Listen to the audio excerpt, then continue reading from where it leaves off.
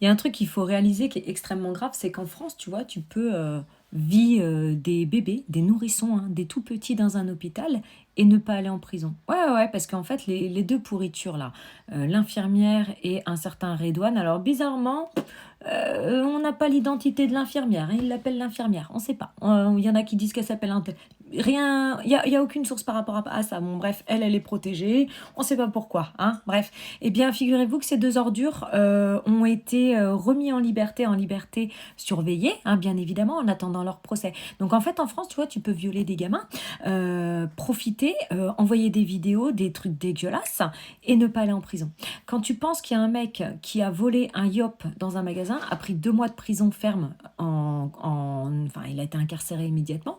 En fait, donc, tu peux tout te permettre, sauf ne vole pas de yop. Ça te coûtera plus cher que de violer des gosses. Non, mais est-ce que vous vous rendez compte de la dinguerie? Moi, je le dis encore une fois, ces deux pourritures-là, donnez-les nous. Non, mais donnez-les à la foule, on va s'en occuper, puisque la justice, de toute façon, ne sert à rien.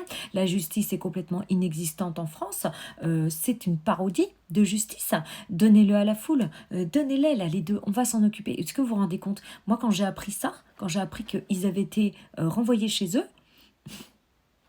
est-ce qu'on se fout de notre gueule? Parce que ce sont des faits extrêmement graves, donc je vous réexplique pour ceux qui ne sont pas au courant de cette histoire.